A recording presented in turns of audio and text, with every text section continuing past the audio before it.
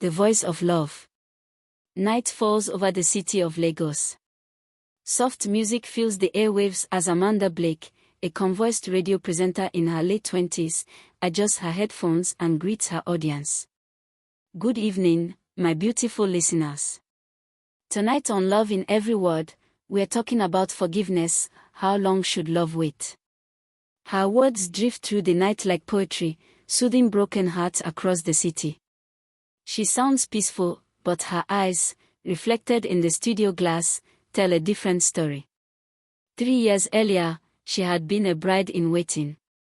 Her fiancé, David Cole, disappeared the night before their wedding. No note. No call. Just silence. She built her radio show around that silence, learning to comfort others because she couldn't comfort herself. After the show, she drives home to an empty apartment still holding their old engagement photo on her bedside table. She whispers, almost to herself, "Maybe love really does fade when words are gone." A week later, during her nightly broadcast, Amanda sifts through piles of fan letters. She opens one sealed in a gold-lined envelope. "You were the melody in my silence. I wronged you not out of hate, but out of fear."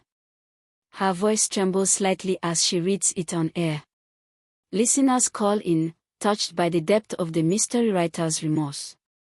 One says, "Whoever wrote that must truly regret losing her." Amanda ends the show early, unsettled. Back at home, she stares at the letter again, the handwriting feels familiar. In Ibadan, David listens to her voice from his small apartment, tears in his eyes. He has become a well-known novelist under a pen name, D. Coleman.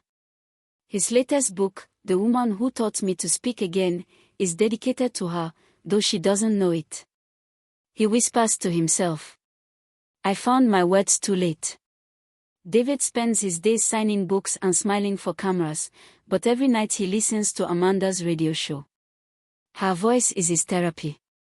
His manager and friend Chris Peters notices his distraction. "You're living in the past, bro. She's moved on. Go back and tell her why you disappeared." David sighs. "I can write about love, but I can't face the woman I failed." Flashback, the night before their wedding, David, nervous about his future, drives to pick up her ring, gets hit by a drunk driver, and wakes up in hospital unable to speak. Doctors say he might recover, but fear consumes him. Instead of telling Amanda, he vanishes. Now, years later, he's healed physically, but emotionally chained to guilt. David finally returns to Lagos for a book signing at City Mall. The crowd is loud, the cameras flashing, but all he sees is a face in memory. After the event, he walks towards Skywave FM, Amanda's radio station, clutching a bouquet of yellow sunflowers, her favorite. Inside the station lobby, Amanda walks out of the studio, laughing with her producer. Their eyes meet. Everything freezes. The noise of the world disappears. Only silence, and the memory of what they once were. Amanda's lips part, but no words come. David tries to speak, his voice breaking. "Amanda." She turns and walks away, heart pounding, eyes filled with tears. The next night, Amanda invites David for a professional interview to promote his new book. She hides her emotions behind a polite smile. The studio lights dim, the microphones go live. "Amanda, you write about heartbreak and healing, Mr. Cole. Have you ever broken someone's heart without saying goodbye?" David hesitates, his voice trembling. Sometimes silence isn't cruelty. It's fear, the fear of being seen as weak. Listeners can feel the tension. Her producer signals to cut, but she continues. "Amanda. And what happens when the person you left still waits for a word?" David looks at her with wet eyes. "Then you write 1,000 pages hoping she'll read your heart." The episode trends online immediately as #LoveInEveryWord. But Amanda runs out after the show, overwhelmed. David finds her crying behind the studio building. She turns angrily. "Why did you come back? To remind me how you left. He drops to his knees, his voice shaking. Amanda, the night before our wedding, I had an accident. I woke up unable to speak. I disappeared because I couldn't bear to see you broken because of me. Amanda freezes, her anger melting into heartbreak. You healed through my voice, and I was dying in your silence. She walks away into the night rain, leaving him kneeling, clutching the wet bouquet. Days pass. Amanda tries to move on. She throws herself into work, hosting a new series called Letters of Healing. David begins volunteering at a speech therapy center, teaching children how to talk again. His sessions are filled with warmth. He finally finds meaning beyond guilt. One evening, he records an anonymous message and mails it to Skywave FM. During her show, Amanda opens it and hears his voice. If love were a sound, it would be your laughter. If healing had a name, it would be you. I don't ask for forgiveness. Just know, you taught me how to speak again. Her eyes fill with tears. The entire station goes silent. Thunder rolls over Lagos. Rain pours.